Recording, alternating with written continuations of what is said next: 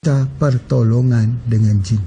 Manusia ini Allah ciptakan sebagai khalifah di atas muka bumi ini, dan diciptanya rasul itu di kalangan manusia, dan jin juga menjadikan Rasulullah SAW itu rasul, ya, jin yang beriman, berkeyakinan, yakin, ma'rifatun rasul, di mana mereka juga berasulkan Nabi SAW. Jadi oleh sebab itu jelas kepada kita bahawa kita merawat seseorang itu dengan menggunakan tauhid.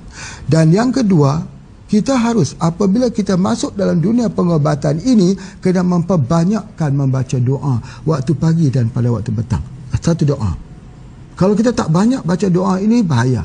Allahumma inna na'udzubika min an nusyrika bika syai'an na'lamu wa nastaghfiruka lima la na'lamu.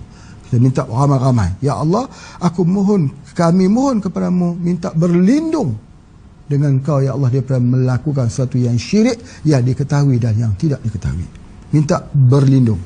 Jadi oleh sebab itulah, maka seorang perawat itu bila dia bercakap tentang dunia ghaib, dia sangat berhati-hati. Dia sangat berhati-hati, dan dia akan menjaga hati agar hatinya istiqamah di dalam ubudiyah lillahi wahdah. Itu yang seterusnya. Bagaimana orang yang selalunya belajar ini, kita, Pak Haji menyatakan bahawa pembelajaran apapun termasuk dalam ilmu pengobatan ini mesti ada guru. Bagaimana kalau orang tu kata, saya belajar dengan mimpi, saya belajar, tiba-tiba dalam mimpi saya datang seorang lelaki mengajar saya membaca sekian-sekian, saya pun mengamalkan dan ilmu itu jadi. Setelah dia amalkan itu jadi. Di mana kamu dapat ilmu ini? Dalam mimpi. Ya, mimpi betul. Mimpi ini ada 3. Mimpi ini. Yang pertama, mimpi daripada syaitan. Yang kedua, mimpi yang datang daripada akal kita sendiri. Yang ketiga, mimpi yang datang daripada Allah. Betul. Memang benar. Namun begitu, apa juga bacaan-bacaan, termasuk di dalam bacaan-bacaan Al-Quran yang kita dapat dalam mimpi itu, harus dibaca ulang dengan seorang guru di kalangan manusia. Kena pergi depan guru, minta tolong guru dengar.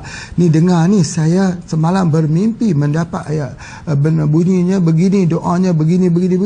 Tolong dengarkan. Sebab apa? Pernah berlaku di tempat Pak Haji, seorang yang mengaku bahawa dia berubat ini dengan menggunakan roh daripada Rabi'atul Al-Adawiyah. Katanya dia boleh bercakap Arab, asalnya tak boleh cakap Arab. Katanya dia boleh membaca Al-Quran, asalnya tak boleh membaca Al-Quran. Ya, dan ramai orang yang pergi berubat, merawat di situ, sembuh dengan izin Allah. Tetapi bila ada guru-guru, ustaz-ustaz alim ulama yang pergi, mereka mendengar bunyi bacaan tersebut, ternyata bahawa bunyinya seperti bunyi ayat Al-Quran, tetapi diubah-ubah baris atas dan bawah dan sebagainya, hingga mengubah daripada makna asal kepada satu makna pemujaan kepada jin. Masya Allah. Ini adalah hurur, tipu daya. Jadi oleh sebab itu, kalau kata orang itu dia belajar melalui cara mimpi lah katanya, dia mesti juga berguru dengan guru. Dia kena bertanya dengan guru, dia kena belajar dengan guru, dia kena mengambil tahu dengan apa yang dia amalkan itu. Sebab itu hati-hati. Hati-hati sungguh. Sebab dan sebagainya. Sebab apa? Kemuliaan yang kita katakan kemuliaan, seorang itu bisa duduk macam tu saja. Datanya seorang, dia sudah boleh beritahu kepada seorang tu, ya, awak ni sakit ni, begini, sakit ni. Orang kata, benar.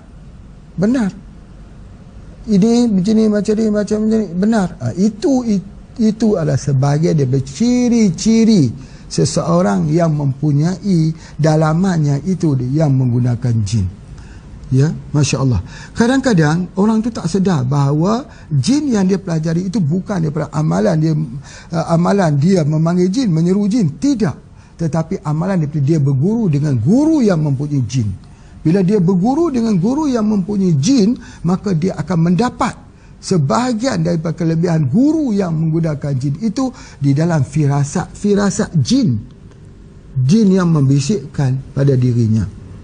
Jadi oleh sebab itu, bagi mereka yang mencari jalan lurus dengan agama yang lurus, dengan dinullah yang lurus, dengan matlamat pengobatan itu ialah matlamat pengabdian, ubudiyah lillahi wahda, bukan matlamat kepada pengagungan diri sendiri, bukan matlamat dengan membiarkan orang itu mengangkat kita sebagai orang yang berkebolehan.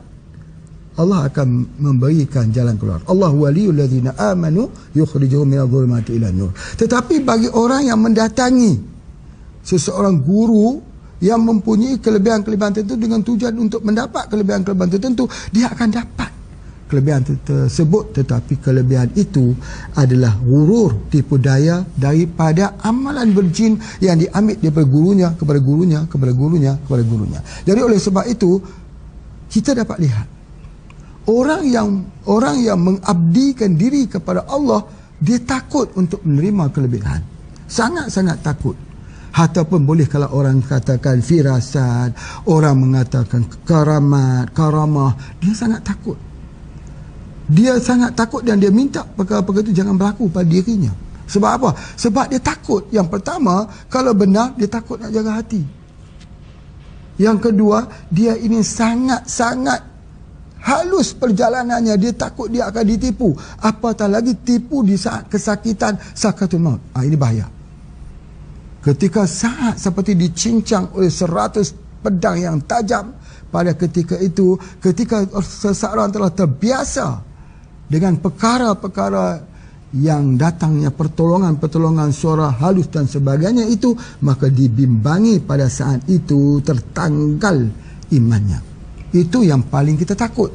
Jadi oleh sebab itu, bagi seseorang yang belajar menekuni di jalan-jalan yang lurus dalam dunia pengobatan ini, kalau timbul bisikan di hatinya, walaupun bisikan di hatinya itu benar, maka dia tetap berhati-hati dengan hatinya.